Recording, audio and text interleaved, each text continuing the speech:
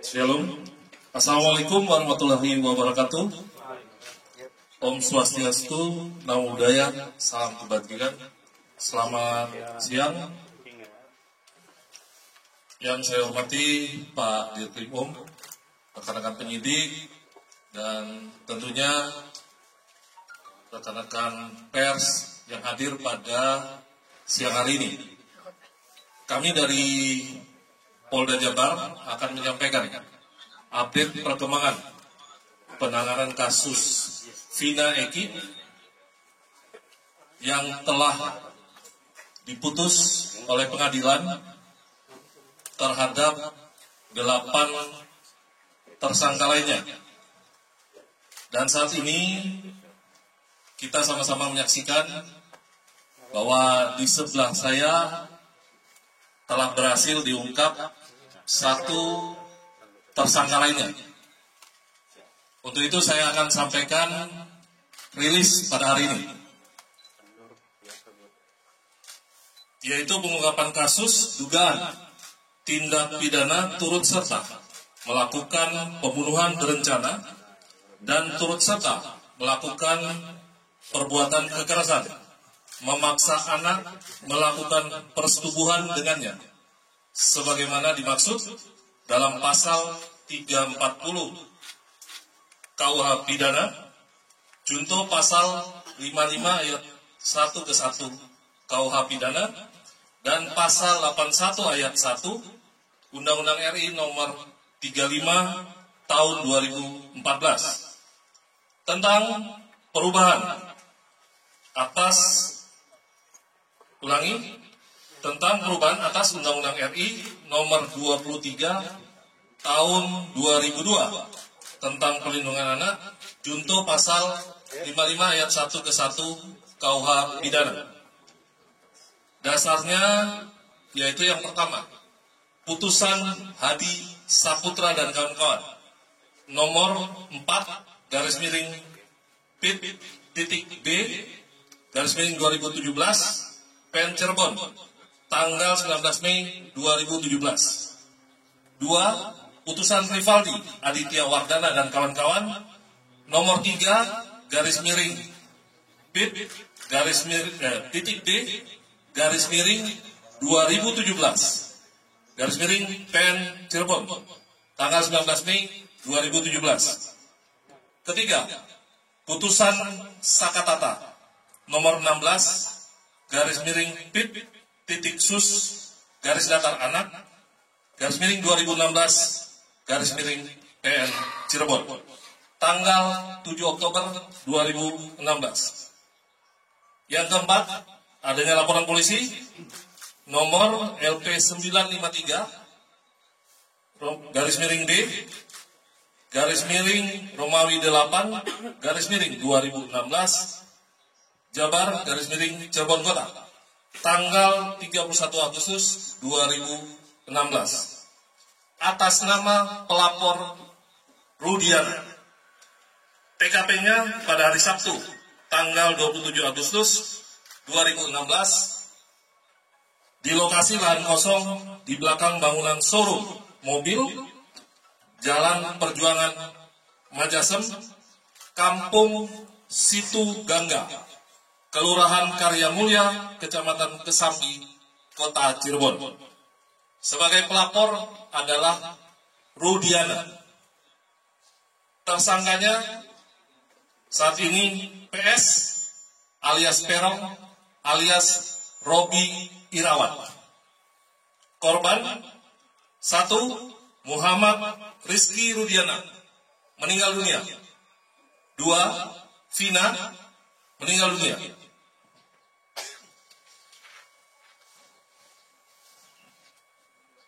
Peran tersangka PS alias Perong alias Robi Irawan berdasarkan putusan pengadilan nomor 4 PIT.D garis miring 2017 garis miring PN Cirebon tanggal 19 Mei 2017 atas nama terdakwa Hadi Saputra dan kawan-kawan, yaitu melempari korban Rizky dan Vina dengan menggunakan batu yang mengenai spakbor, lalu mengejarnya sampai di flyover. Kemudian memukul korban Rizky dan Vina dengan tangan kosong ke arah tubuh, lalu membonceng korban Rizky menuju lahan kosong di belakang bangunan showroom mobil seberang SMP Negeri 11 Cirebon. Bersama dengan Rivaldi, selanjutnya memukul dan menyabetkan samurai pendek berbentuk pipa ke korban Rizky dan memukul korban Vina dengan menggunakan tangan kosong mengenai hidung sampai mengeluarkan darah di TKP. Lalu mengangkat korban Vina ke dekat korban Rizky. Kemudian mencium dan memegang payudara anak Vina di TKP. Yang selanjutnya membawa korban Vina ke flyover dan meninggalkannya. Peran Peggy, peran PS alias Peron alias Robi Irawan berdasarkan keterangan dari saksi pada tanggal 20 Mei 2024, kemudian 22 Mei 2024, dan 25 Mei 2024, yaitu menyuruh dan mengejar korban Rizky dan korban Vina dengan menggunakan sepeda motor Honda Beat warna orange. Selanjutnya memukul korban Rizky dan korban Vina menggunakan balok kayu. Kemudian membonceng korban Rizky dan korban Vina menuju TKP bersama dengan saksi. Memukul korban Rizky menggunakan balok kayu, lalu memperkosa korban Vina dan membunuh korban Vina dengan cara dipukul menggunakan balok kayu. Kemudian membawa korban Rizky dan korban Vina menuju flyover. Peran PS alias Peron alias Robi Irawan berdasarkan keterangan saksi pada tanggal 22 Mei 2024 dan 24 Mei 2024.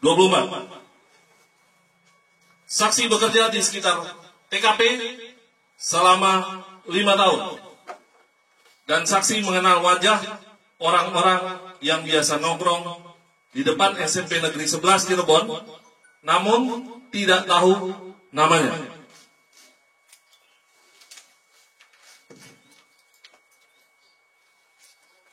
Pada saat kejadian, saksi mengenali 5 orang wajah yang menjadi pelaku, termasuk salah satunya PS alias Perong alias Robi Irawan. Saksi mengenali 5 motor yang menjadi barang bukti dan mengenali 1 motor smash warna pink yang dikendarai oleh tersangka PS.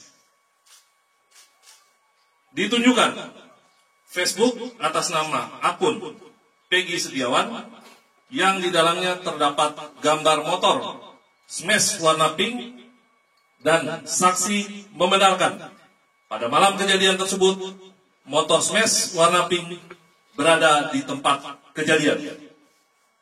Saksi melihat PS alias Perong alias Robi Irawan melempari dan mengejar kedua korban yang sedang mengendarai sepeda motor Yamaha Seot warna hijau kuning.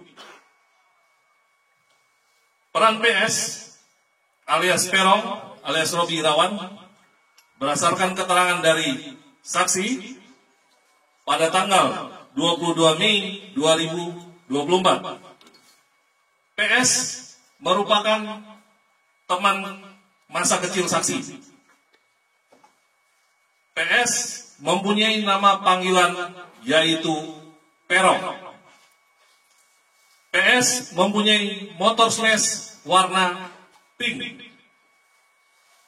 PS sering nongkrong di seberang SMP Negeri 11 Cirebon dan belakang MAN 2 Cirebon.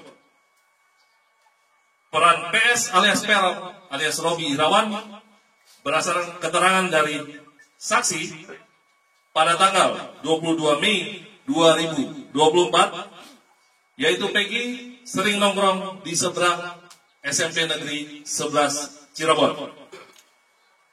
Peran PS alias Peron alias Robi Irawan berdasarkan keterangan saksi pada tanggal 22 Mei 2024, yaitu penyidik lama, artinya penyidik pada tahun 2016 pernah mendatangi rumah DPO, namun yang bersangkutan tidak ada di lokasi. Kemudian mengamankan motor smash warna pink dan memfoto DPO yang berada di dinding, yang kemudian foto tersebut diperlihatkan kepada saksi dan membenarkan bahwa foto tersebut merupakan foto PS. Upaya tersangka PS menghilangkan identitas. Yang pertama, sekitar bulan September 2016 sampai dengan tahun 2019 menyewa kamar kontrakan di Katapang, Kabupaten Bandung, dan mengaku bernama Robi Irawan.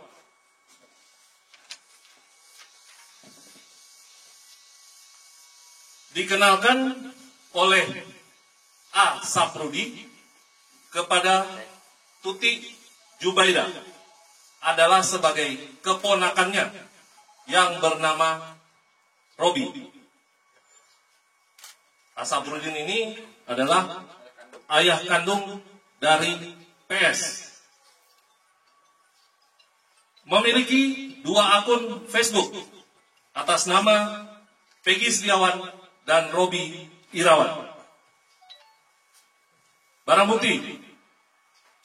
Selain barang bukti yang sudah ada di dalam putusan pengadilan, ditemukan barang bukti baru hasil penggeledahan di rumah orang tua tersangka PS alias Peron alias Robi Irawan, yaitu 2 lembar STNK kendaraan roda 2 dengan nomor polisi B3408 TFV dan B6247 PIK beserta 2 kunci kendaraan roda 2. 1 lembar asli surat kelahiran atas nama Peggy Setiawan. 2 buku rapot asli SD dan SMP atas nama Peggy Setiawan. 2 lembar ijazah asli SD dan SMP atas nama Peggy Setiawan.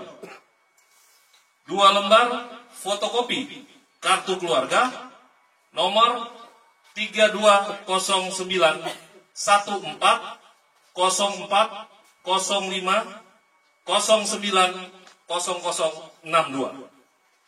1 lembar fotokopi biodata pendudukan atas nama Kartini.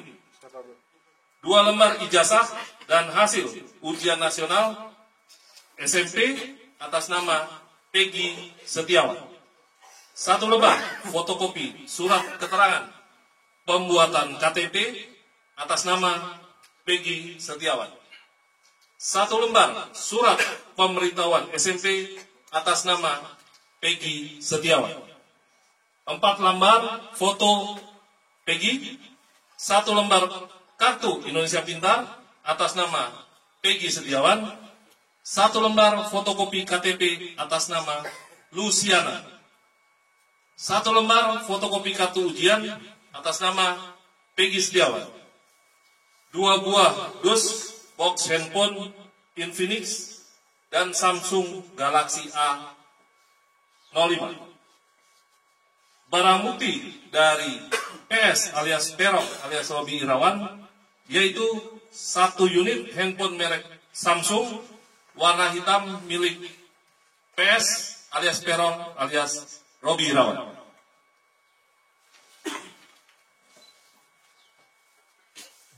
Modus operandi melakukan tindak pidana turut serta melakukan pembunuhan berencana dan turut serta melakukan perbuatan kekerasan, memaksa anak melakukan persetubuhan dengannya terhadap korban atas nama Rizky dan atas nama Vina dengan menggunakan alat berupa kayu, batu, dan senjata tajam sampai meninggal dunia. Undang-undang dan pasal yang dilanggar, pasal 340 KUH Pidana, junto pasal 55 ayat 1 ke 1 KUH Pidana, dan pasal 81 ayat 1 Undang-Undang RI nomor 35 tahun 2014 tentang perubahan atas Undang-Undang RI nomor 23 tahun 2002 tentang perlindungan anak, junto pasal 55 ayat 1 ke 1 KUH Pidana dengan ancaman pidana mati, seumur hidup, dan paling lama 20 tahun. Kami dari Polda Jabar meyakinkan bahwa Polri akan terus melakukan penuntasan perkara ini secara profesional, bekerja secara prosedur, dan menggunakan metode ilmiah atau scientific crime investigation.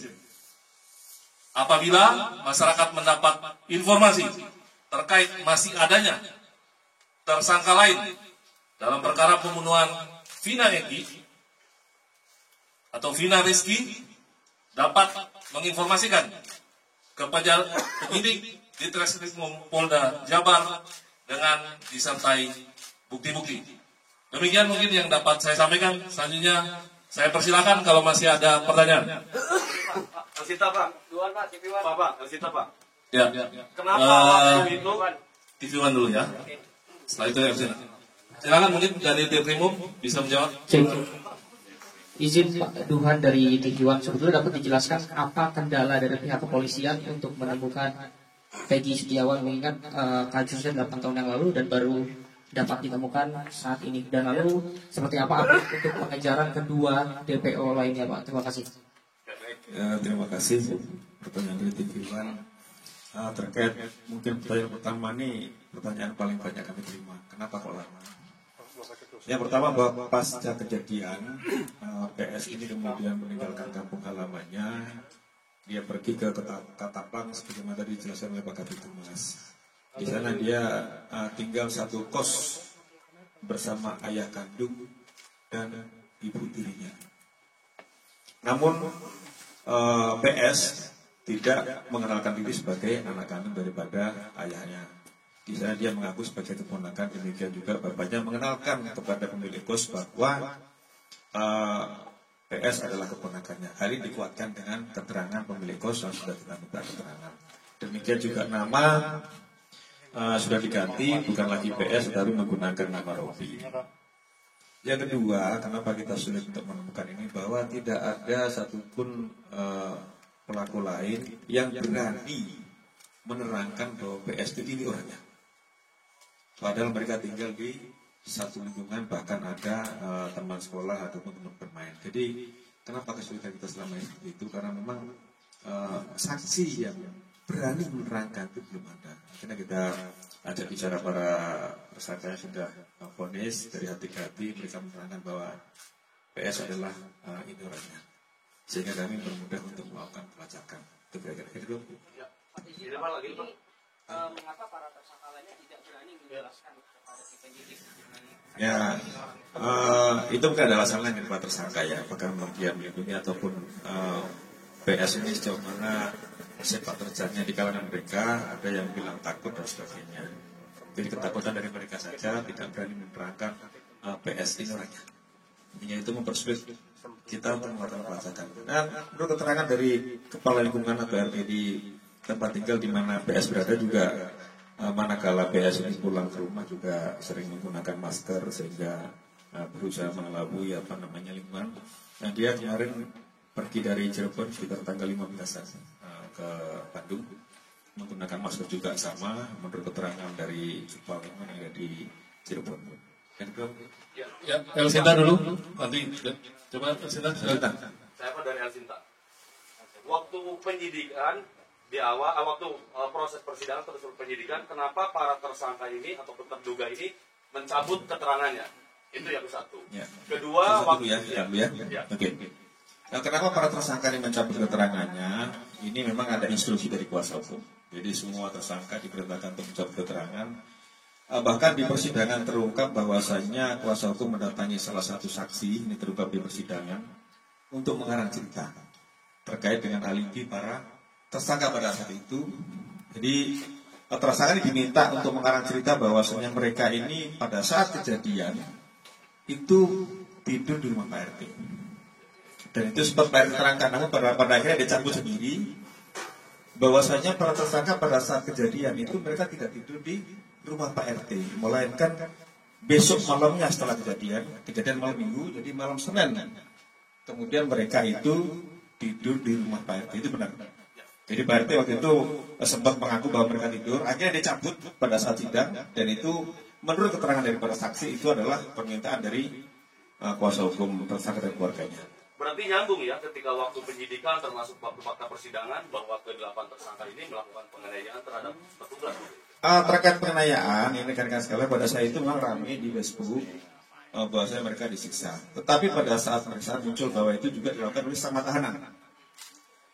Dan kemudian pada saat itu telah dilakukan proses terhadap anggota yang jaga tahanan maupun penyidik, itu 15 orang sudah diproses terkait dengan kelalaian mereka dalam menjaga tahanan. Jadi ada upaya dari tahanan lain, mereka disiksa juga sampai penggap-penggap itu yang mana waktu itu muncul di Facebook kemudian ramai, itulah yang kemudian menjadikan kasus ini tarik ke Polda Jabar. Jadi sama tahanan mereka saling pukul sehingga mereka lebam-lebam, dan terhadap anggota 15 orang sudah dikenakan tindakan disiplin.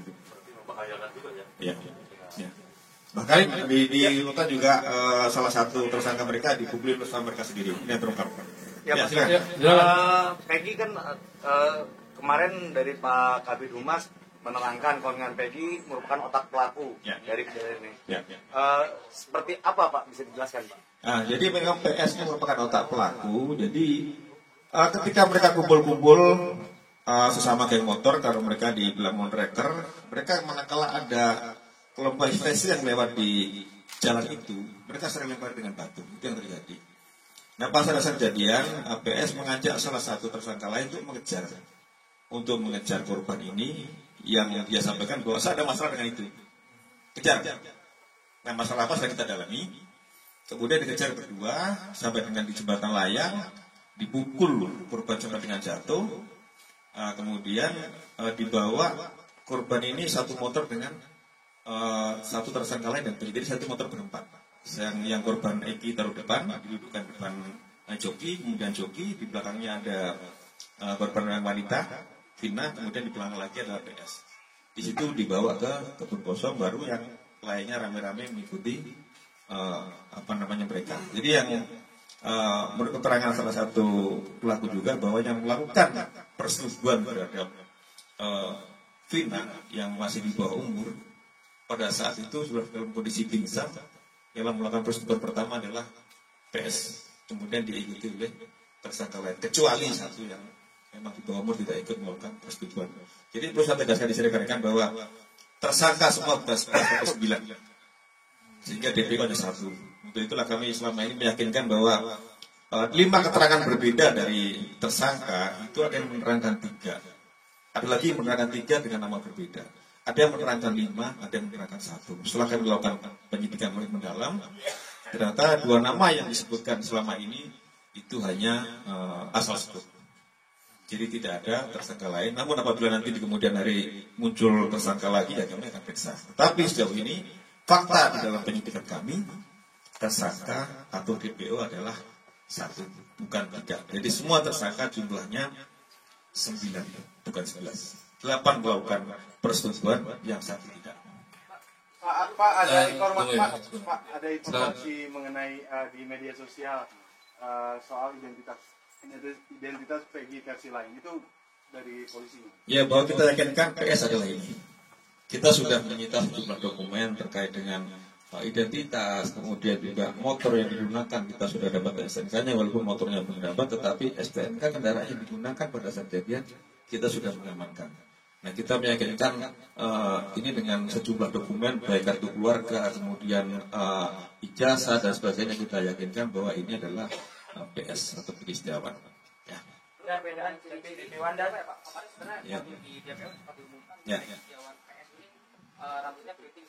Ya, itulah namanya juga ciri-ciri kan. Semua bisa menyebut ciri-ciri. Itulah kami kenapa tidak memasang foto, karena tadi itu keterangan berbeda-beda dari tersangka, maka kami tidak pasang foto, juga tidak berusaha membuat sketsa. Manakala nanti perbedaan sehingga masyarakat juga tidak berasumsi bahwa PS ini siapa sih. Kami yakinkan dulu, yakinkan bahwa PS ini dan bahwa DPO berapa? 1, bukan 2. DPO tidak ada, itu asal sebut nama pada saat.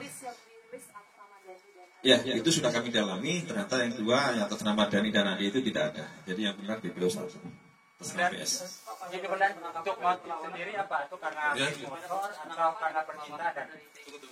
Itu kita dalami dulu ya, terkait dengan motor percintaan. Nanti kita mau dalami saksi yang lain. Nah, sabar terkait hal itu. Tapi pada saat PS menyampaikan kepada salah satu tersangka yang sekarang sudah menjadi pidana, yang lain itu melebar, tapi pada saat pengejaran yang kedua, PS menyampaikan saya ada masalah dengan orang ini. Tolong ya, supaya tertib, tolong kita bergantian ya, karena mungkin masih banyak ini. Barangkali ada yang sebelum bertanya menyebutkan dulu dari media mana, sehingga kita kasih kesempatan untuk bergantian.